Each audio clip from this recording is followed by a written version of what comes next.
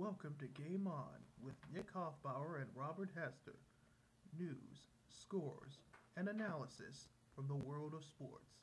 And now, it's Game On with Nick and Bob on computingworkshop.com/audio. Hello out there. Yeah, hello out there. Game on, coming back to you. And also, a very Merry Christmas from Nick and Bob and Computing Workshop. And happy Hanukkah and Kwanzaa. And happy New Year as well. And happy holidays. We just wanted to get... Did I say Dada? We just wanted to say that so that if we weren't able to get another show in before Christmas, we'd be able to get that in. But right now, it's a very special edition about the bowl games coming up in college football, and we have the playoff picture for the NFL, plus the top 25 college basketball teams. So we'll start off with the final list of the top 25 college football teams. I'll start off 1 through 15, and Rob will do 16 through 25. Number 1, Alabama.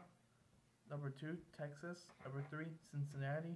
4, TCU. 5, Florida. 6, Boise State. 7, Oregon. Number 8, the Ohio State. 19, Georgia Tech. 10, Iowa. You said 19. It's 9. Sorry, I meant 9. Sorry, 9, Georgia Tech. 10, Iowa. 9, Virginia Tech. 12, LSU. 13, Penn State. 14, Brigham Young. BYU. 15, Miami of Florida. Robert, you do the rest.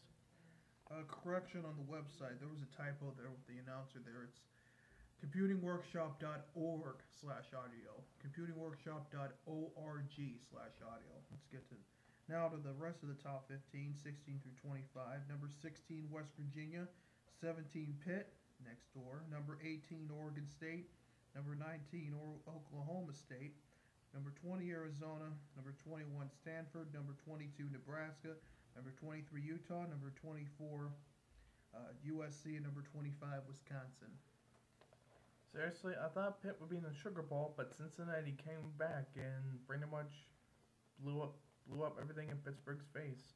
Rob, what happened in the second half?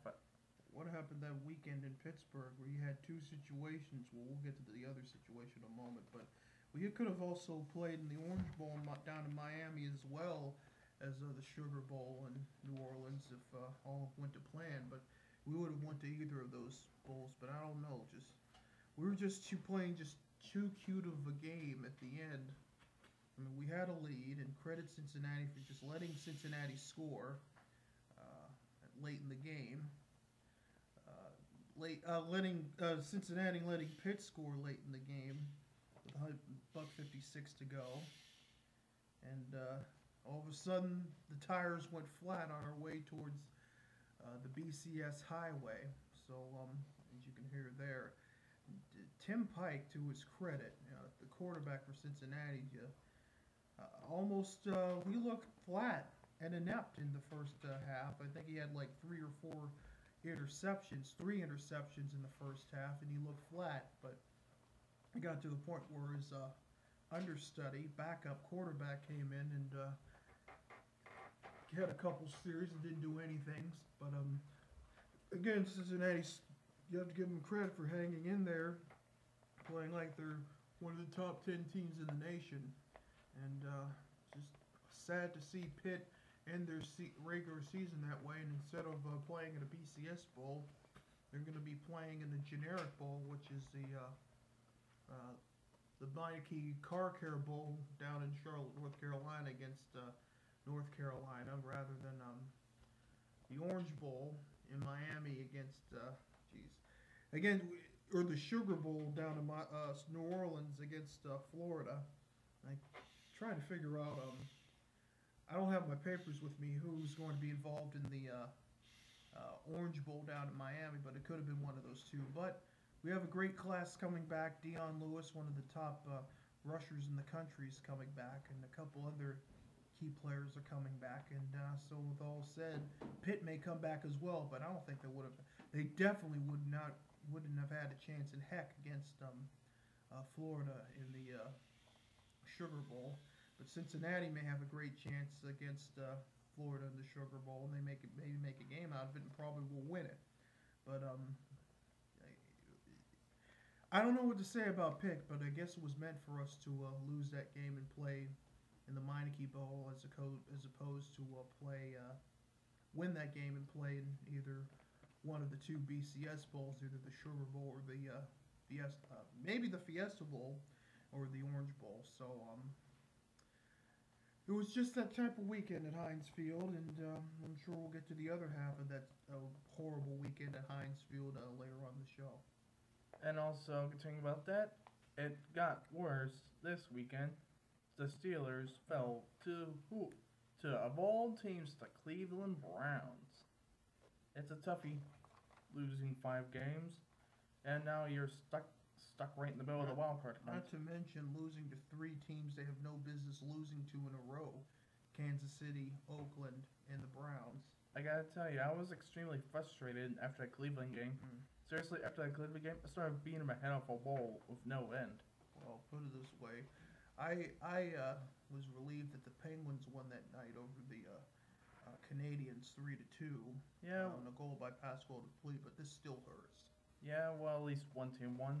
Yep. Now we're going to get off the negative subject. Move on to the top 25 college basketball teams in country. I'll do 1 through 15, and Rob will do 16 through 25. Like we do in football.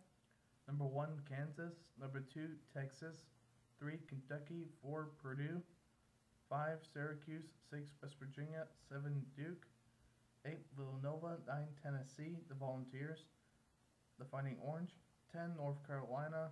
Number 11, Georgetown. 12, Michigan State. 13, Florida. 14, Connecticut. Or UConn. 15. 15, Sorry. Gonzaga.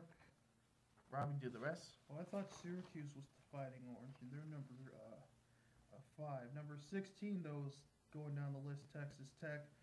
17, Kansas State. Number 18, The Ohio State.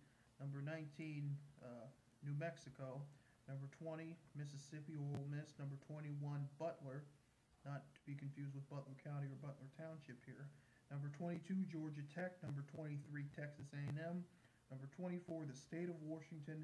And number 25, Cincinnati. I was looking at the top 25. I was surprised that Pitt's not in the top 25 this year. Actually, I'm a little bit surprised, though, if I can butt in.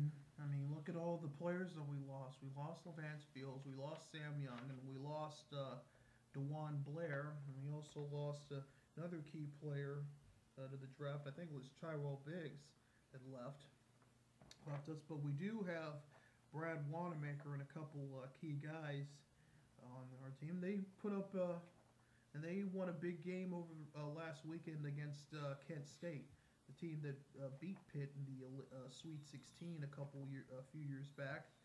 And the job that Jamie Dixon's doing, it could be typical Pitt basketball in spite of the tough losses to Texas and Indiana. It's only going to be a matter, and also I think Ashton Gibbs is coming back at the end of serving a suspension. Did I say Ashton Gibbs? Yeah, I think you did. Yes, I did. But one of the players is coming back